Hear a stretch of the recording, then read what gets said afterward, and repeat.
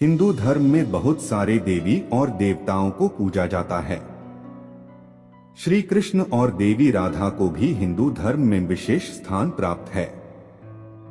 ऐसा कहा जाता है कि श्री कृष्ण भगवान विष्णु का अवतार थे, वही देवी राधा लक्ष्मी जी का स्वरूप थी। राधा और कृष्ण के अलौकिक प्रेम से जुड़ी कई कहानियां प्रचलित हैं। वास्तव में भी राधा कृष्ण से जुड़ी कथाओं में भी यही सुनने को मिला है कि राधा और कृष्ण ने एक दूसरे से कभी विवाह नहीं किया था। मगर सभी यह भी जानना चाहते हैं कि आखिर ऐसी क्या वजह थी जो राधा और कृष्ण का विवाह नहीं हुआ। भगवान श्री कृष्ण के परम भक्त श्रीधामा जब उनके दर्शन के लिए गोलोक पहुंचते हैं तो वह अपने आराध्य को पुकारते हैं। बहुत पुकारने पर भी उन्हें श्री कृष्ण के दर्शन नहीं होते हैं।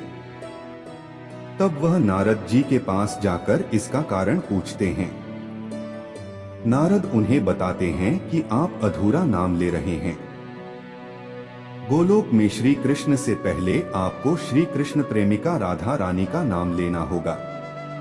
श्रीधामा को नारद मुनि की बात समझ नहीं आती है।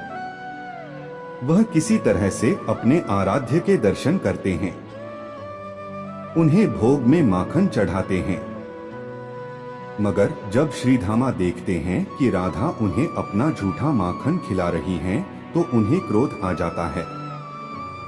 वह श्री कृष्ण से पूछते हैं कि प्रेम और भक्ति में क्या श्रेष्ठ है।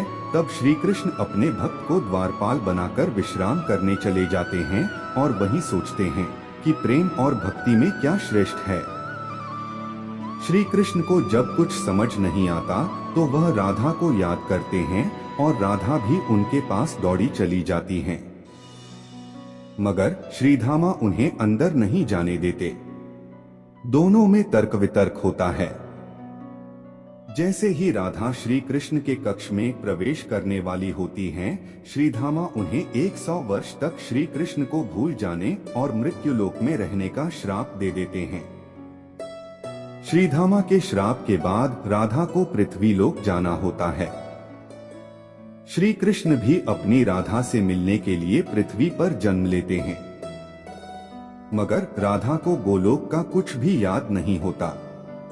भले राधा को गोलोक के बारे में कुछ भी याद नहीं होता, मगर श्री कृष्ण उन्हें कभी सपने तो कभी अपनी आंखों में गोलोक के दर्शन कराते रहते हैं। राधा को भी श्री कृष्ण से प्रेम हो जाता है। मगर राधा के बाल सखा एवं महापंडित उग्रपद के पुत्र आयान को भी राधा से प्रेम होता है। वह राधा को हासिल करने के लिए श्री कृष्ण को मारने का प्रयास करता रहता है। राजा कंस के साथ मिलकर वह श्री कृष्ण को राधा से दूर करने के लिए एक के बाद एक असुर बुलाता है, मगर राधा कृष्ण को अलग नहीं कर पाता है। तभी एक घटना के दौरान राधा के पिता को अपने परम मित्र उग्रपद को वचन देना होता है कि वह जीवन में एक बार उग्रपद की किसी एक मांग को जरूर पूरा करेंगे। मौका आने पर उग्रपद अपने बेटे आयान का विवाह राधा से करने की बात रखते हैं। मगर राधा के पिता राधा का विवाह श्री कृष्ण से ही कराना चाहते हैं और अपना वचन पूरा नहीं कर पाने के लिए वह संन्यास लेने की घोषणा करते हैं। तभी श्री कृष्ण को गोलोक में श्रीधामा द्वारा राधा को दिया श्राप याद आता है। श्री कृष्ण इस बात का जिक्र राधा से करते हैं और विवाह को न करने की बात रखते हैं।